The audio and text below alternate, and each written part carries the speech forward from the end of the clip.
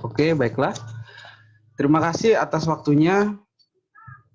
Terima kasih Bu Nurma atas kesempatannya. Di sini saya perkenalkan, nama saya Iputu Satya Dananjaya, nomor induk mahasiswa 17 14 529, akan mempresentasikan mengenai praktikum SCM. Untuk itu mari kita mulai langsung saja.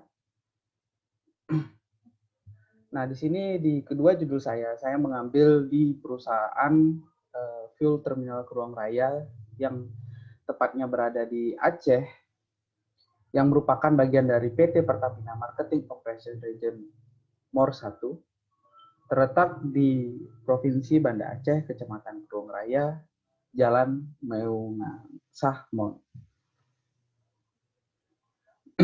Untuk latar belakang pengambilan judul ini adalah kebutuhan BBM yang sangat tinggi sehingga mendorong Pertamina untuk memaksimalkan proses penyaluran BBM ke berbagai daerah.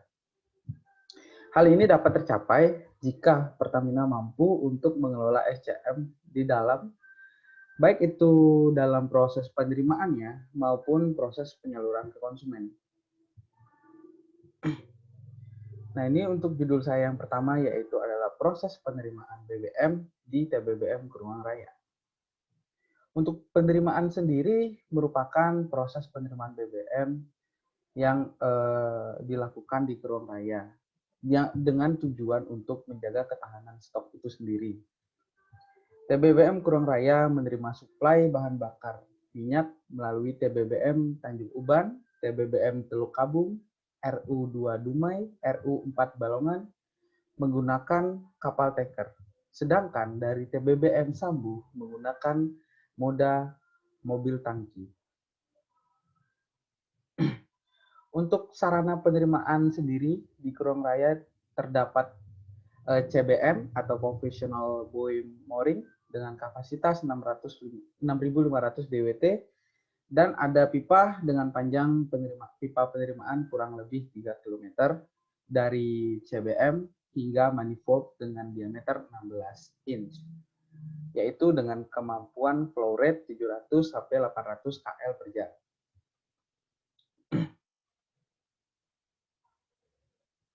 Adapun proses dalam penerimaan itu sendiri sebelum penerimaan yaitu menentukan tangki timbun, yaitu menentukan tangki timbun mana yang akan dijadikan tempat untuk sebagai tempat menerima BBM itu sendiri.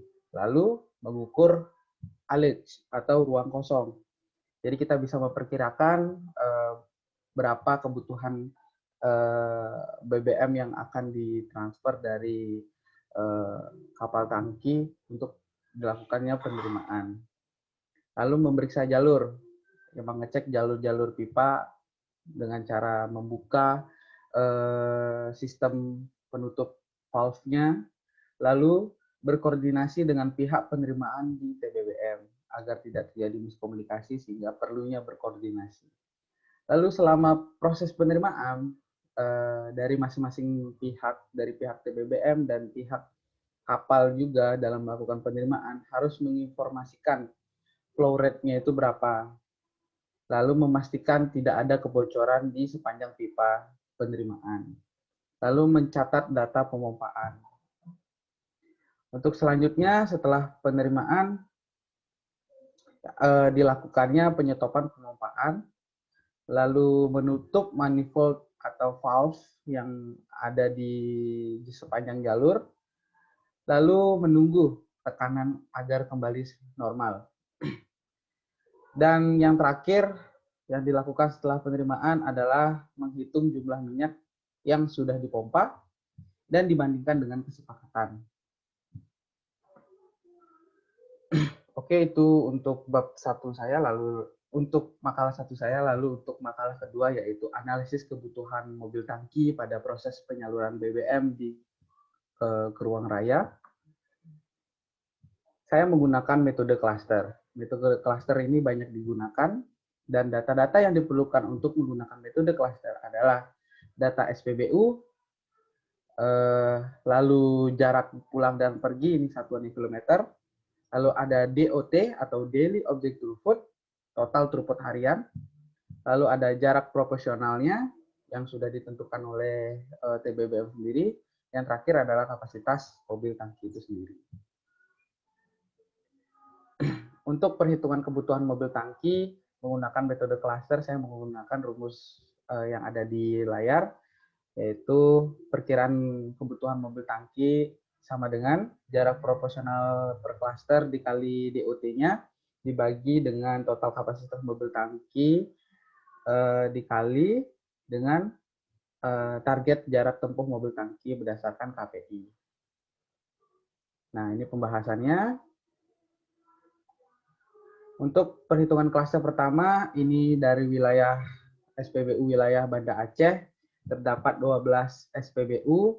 Lalu dari perhitungannya bisa dilihat, SKPI yang ditetapkan di fuel terminal Kurung Raya adalah 200 km, sehingga perhitungannya sebagai berikut.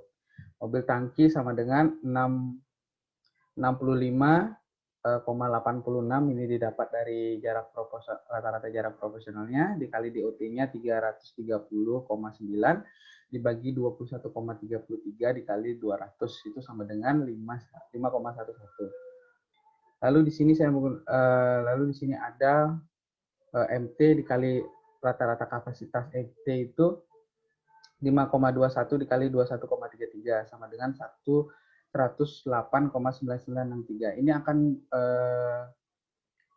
rumus ini akan dipakai di slide selanjutnya. Perhitungan klaster kedua bisa dilihat dari data berikut dengan jumlah SPBU sebanyak 6 di wilayah PD dengan mobil sehingga kebutuhan mobil tangkinya bisa dilihat 8,92 dengan MT dikali rata-rata kapasitas MT-nya sama dengan 214,08. Lalu untuk perhitungan klaster ketiga yaitu di wilayah Aceh Jaya dengan total SPBU hanya 2 saja dengan MT-nya sama dengan 1,2 dari perhitungan tersebut dan MT dikali kapasitas MT itu sebesar 28,8. Lalu perhitungan klaster keempat, SPBU wilayah Aceh Barat totalnya ada 4 SPBU dengan mobil tangkinya sebesar 1,37 dari perhitungan tersebut. Lalu MT dikali kapasitas MT-nya bisa dilihat 32,88. Lalu untuk perhitungan klaster kelima wilayah Aceh Besar itu ada 9 SPBU dengan MT-nya perhitungan MT-nya 5,07, MT dikali rata-rata kapasitas MT-nya 112,75554. Untuk klaster ke-6 SPBU wilayah Nagan Jaya dengan total SPBU 3 dengan MT-nya 0,82 dengan MT dikali rata-rata kapasitas MT-nya 19,68. Perhitungan berdasarkan kapasitas. Nah, di sini yang tadi MT dikali rata-rata, di sini akan mencari kapasitas angkutnya. Kebutuhan kapasitas angkut itu adalah dihitung dengan menjumlahkan hasil perkalian antara kebutuhan MT dengan rata-rata kapasitas mobil tangki per klasternya. Untuk hasil perhitungan dapat dilihat pada persamaan berikut. Kapasitas angkut sama dengan stigma atau jumlah dari MT dikali rata-rata kapasitas MT yang sudah kita hitung tadi didapat 517,81. Lalu setelah mendapatkan kebutuhan kapasitas angkut, selanjutnya menghitung klaster mobil tangki sesuai dengan kapasitas standar di SPBU untuk mengetahui daily object throughput-nya. SPBU berdasarkan kapasitas standar. Didapat data sebagai berikut. Untuk kapasitas MT 16KL ada 6 unit dengan DOT, SPBU-nya 123,41, lalu untuk kapasitas MT 24KL, jumlah SPBU-nya ada 30 dengan DOT-nya 623,86. Dengan total jumlah SPBU 36 dan DOT SPBU jumlah totalnya 747,27. Untuk di TBBM Kurung Raya, mengapa hanya 2 jenis kapasitas mobil tangki? karena di sana tidak ada kapasitas lebih dari 24 KL, karena di sana wilayah, karena SPBU-nya jumlahnya hanya sedikit.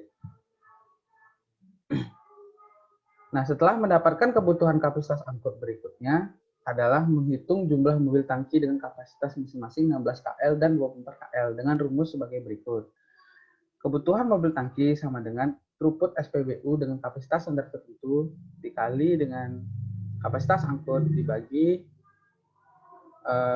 daily object throughput total dikali kapasitas mobil tangki. Nah, ini untuk perhitungan mobil tangki kapasitas 16 KL dan kapasitas 24 KL. Untuk kapasitas 16 KL didapat 5 mobil tangki dan untuk 24 KL didapat 18 mobil tangki. Sehingga total jumlah kebutuhan mobil tangki menggunakan metode cluster adalah 5 ditambah 18 yaitu 23 mobil tangki. Dengan rincian 18 mobil tangki kapasitas 24 KL dan 5 mobil tangki kapasitas 16 KL. Lalu ini untuk flowchart internal TBBM Kurang Raya. Bisa dilihat dari sini ada aliran garis putus-putus. Untuk maaf sebelumnya ini harusnya garis putus-putus sangat kecil sehingga mirip dengan produk. Sehingga aliran uang mirip dengan aliran produk.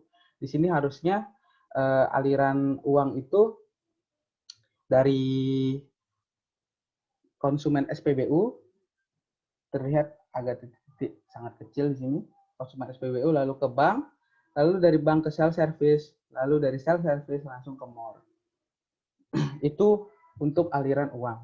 Untuk aliran produk di sini bisa dilihat dari awal dari TBBM dan RU itu menuju ke TBBM Kurang Raya, lalu ke bagian receiving, ke bagian RSD, receiving storage distribution, lalu ke bagian langsung ke penimbunan barang tersebut, lalu dikirim ke penyaluran masuk ke filling sheet masuk ke dikirim melalui Endulsa sebagai mitra dari sebagai anak dari Pertamina di bagian pengiriman BBM, lalu dari Endulsa langsung ke konsumen.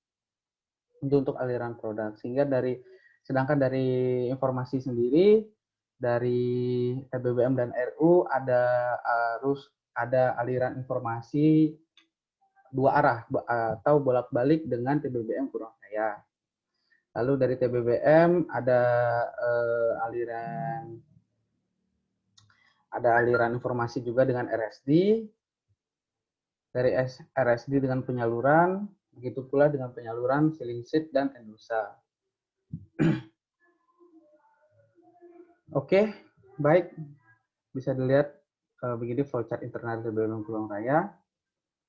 Terima kasih atas kesempatan yang diberikan. Jika ada salah kata mohon dimaafkan. Saya tutup dengan wassalamualaikum warahmatullahi wabarakatuh. Terima kasih, Bu.